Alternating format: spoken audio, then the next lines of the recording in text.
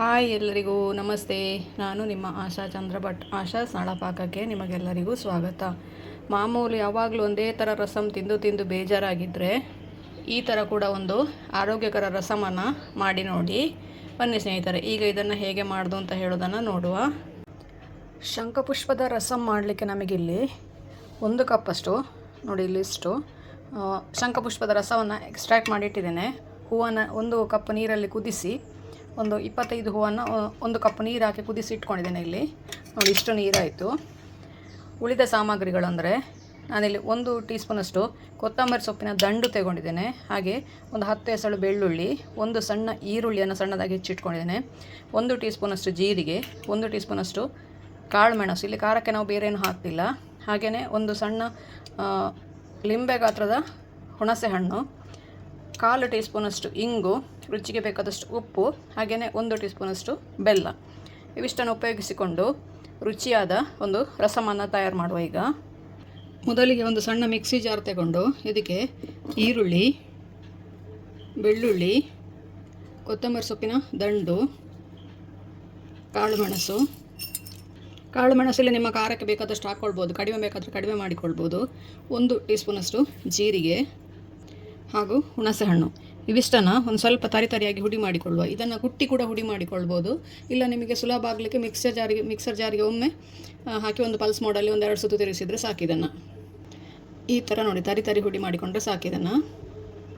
ಒಂದು ಪ್ಯಾನ್ ಇಟ್ಕೊಂಡು 1 ಟೇಬಲ್ ಸ್ಪೂನಷ್ಟು ಎಣ್ಣೆ ಹಾಕ್ಕೊಳ್ಳಿ. ಎಣ್ಣೆ ಬಿಸಿ ಆಗಲಿಕ್ಕೆ ಬಿಡಿ. ಎಣ್ಣೆ ನೀವು ಯಾವ್ದು ಹಾಕ್ತೀರಿ ಹಾಕ್ಕೊಳ್ಬೋದು. ನಾವಿಲ್ಲಿ ನಮ್ಮ ಮನೆಯಲ್ಲೇ ಮಾಡಿದ ಕೊಬ್ಬರಿ ಎಣ್ಣೆಯನ್ನು ಹಾಕ್ಕೊಳ್ಳೋದು. ಎಣ್ಣೆ ಬಿಸಿ ಆಗ್ತಿದ್ದಾಗೆ ಸಾಸಿವೆ, ಕರಿಬೇವು, ಮೆಣಸು ಹಾಕ್ಕೊಂಡು ಒಮ್ಮೆ ಸಾಸಿವೆ ಸಿಡಿಯೋವರೆಗೆ ಅದನ್ನು ಫ್ರೈ ಮಾಡಿಕೊಂಡು 1/4 ಟೀ ಸ್ಪೂನಷ್ಟು ಇಂಗು ಹಾಕ್ಕೊಳ್ಳಿ. ಇಂಗನ್ನು ಕೂಡ ಒಂದೇ 1 ಸೆಕೆಂಡ್ ಫ್ರೈ ಮಾಡಿಕೊಂಡು ನಾವೇನು ತರಿಯಾಗಿ ಹುಡಿ ಮಾಡಿ ಇಟ್ಕೊಂಡಿದ್ದೇವೆ ಅದನ್ನು ಹಾಕೊಳ್ಳುವ. ಇದನ್ನು ಈಗ ಹಸಿ ಸ್ಮೆಲ್ ಹೋಗುವವರೆಗೆ ಈ ಎಣ್ಣೆಯಲ್ಲಿ ಫ್ರೈ ಮಾಡಬೇಕು.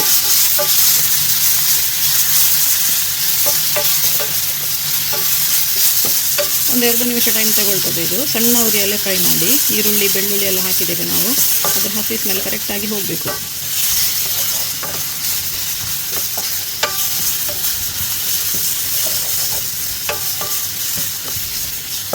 ಇದು ನೋಡಿ ಫ್ರೈ ಆಗಿ ಎಣ್ಣೆ ಬಿಟ್ಕೊಳ್ಳಿಕ್ಕೆ ಶುರುವಾಯಿತು. ಈಗ ಇದಕ್ಕೆ ನಾವೇನು ಎಕ್ಸ್ಟ್ರಾಕ್ಟ್ ಮಾಡಿ ಇಟ್ಕೊಂಡಿದ್ದೇವೆ ಶಂಖಪುಷ್ಪದ ರಸ, ಇದನ್ನು ಹಾಕ್ತಾ ಇದ್ದೇನೆ.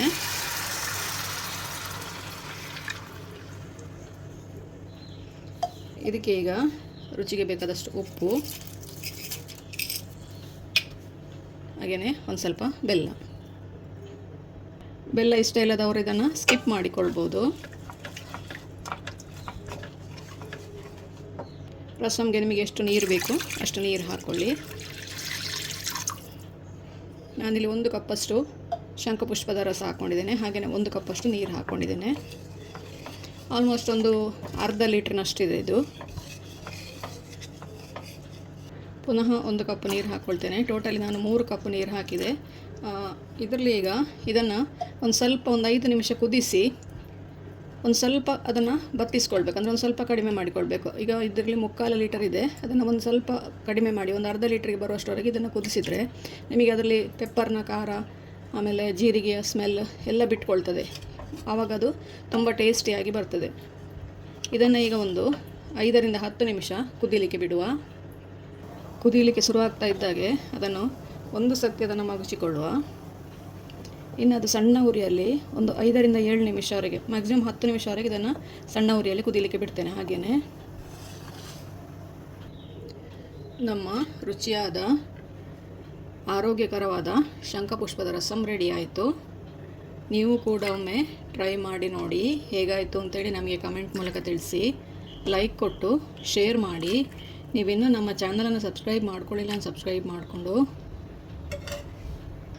ಪಕ್ಕದಲ್ಲೇ ಇರುವ ಬೆಲ್ ಐಕಾನನ್ನು ಒತ್ತಿ ನಮ್ಮನ್ನು ಸಪೋರ್ಟ್ ಮಾಡಿ. ಮುಂದಿನ ವಿಡಿಯೋದಲ್ಲಿ ಹೊಸ ಅಡುಗೆಯೊಂದಿಗೆ, ಹೊಸ ರೆಸಿಪಿಯೊಂದಿಗೆ ಪುನಃ ನಿಮ್ಮನ್ನು ಭೇಟಿಯಾಗ್ತೇನೆ. ಧನ್ಯವಾದಗಳು.